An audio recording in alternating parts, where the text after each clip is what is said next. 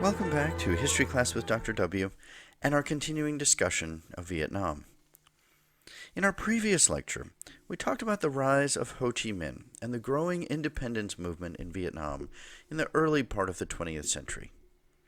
In this lecture, we'll continue that story, the continuing rise of Ho Chi Minh, but particularly leading towards Vietnam and its role during World War II. As I mentioned at the end of the previous lecture, in 1930, Ho and his followers formed the Indochinese Communist Party. Let's talk a little bit more about the Indochinese Communist Party and its aims and goals. First of all, it sought to overthrow French imperialism and sought to make Vietnam independent.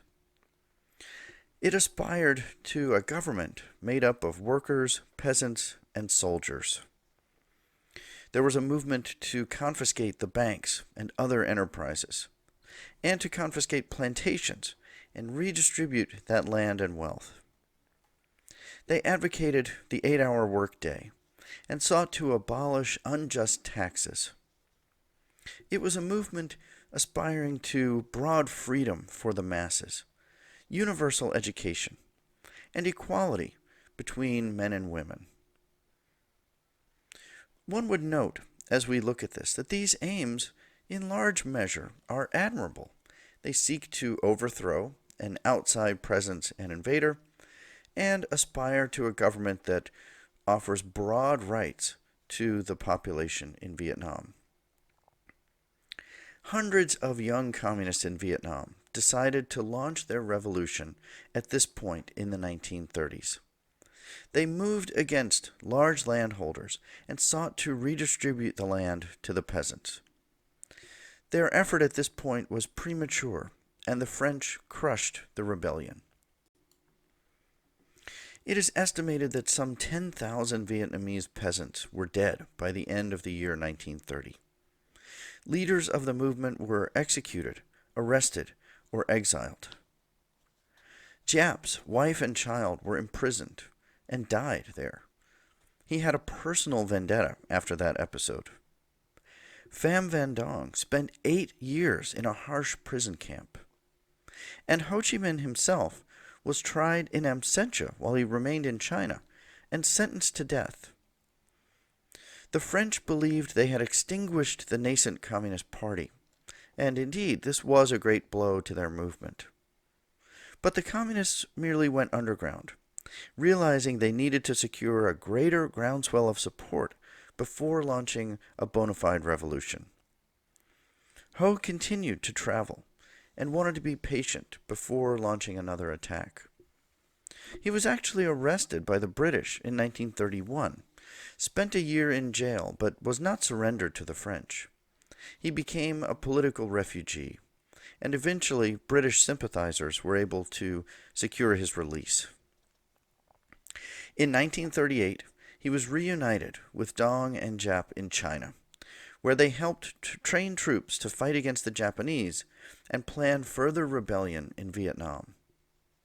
In the winter of 1940, Ho helped to set up a liberated zone at Pac Bo in Cao Bang province in southern China.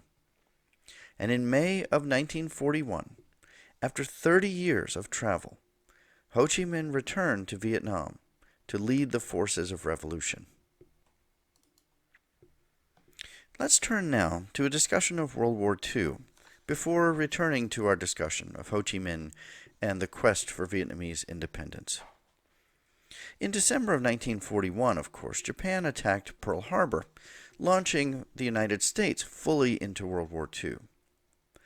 But it was several years prior to that, in November 1938, that Japan announced its plan for what was known as a Greater East Asia Co-Prosperity Sphere.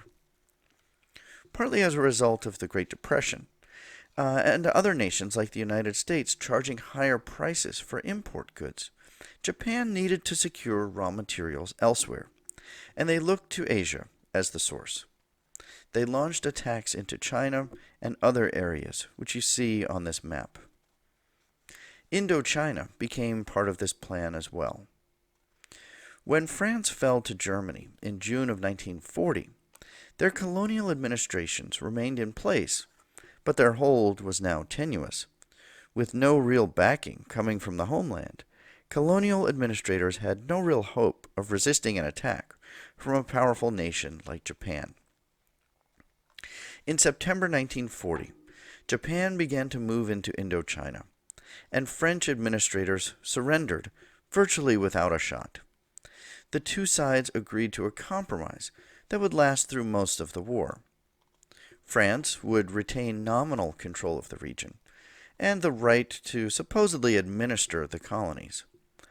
But Japan would have the right to station troops and make use of airfields and harbors as they wished, and thus they were truly in control. All products, rubber, rice, and coal, would go to the Japanese. The Vietnamese themselves hoped to capitalize on this situation to promote their nationalist movement, especially in the later years of the war, as it became apparent that the Japanese were losing to the Allies. In May of 1941, Ho summoned the Central Committee of the Indochinese Communist Party to his headquarters at the village of Pak Bo in the Cao Bang province near the Chinese border. This meeting gave birth to the Revolutionary League for the Independence of Vietnam, called the Vietminh. At this meeting, Ho emphasized that the Vietminh had to be as broad-based as possible to be successful. As such, in the short term, they downplayed their communism and emphasized nationalism. They emphasized their immediate goal of ousting foreign adversaries. They organized at the village level, including peasants, workers, students, and landholders. And so, just as a quick note here, I'll note that the Viet Minh are indistinguishable from other members of society at that time. At this point, it's a bit like a political party. And imagine trying to walk into a room and pick out, just on sight, all of the Republicans and all of the Democrats. It's impossible to do. And thus, in this period in Vietnam, it would be impossible just on sight to know who was part of the Viet Minh resistance movement and who wasn't. And this, of course, becomes very problematic for the French and eventually for the Americans who are trying to control them.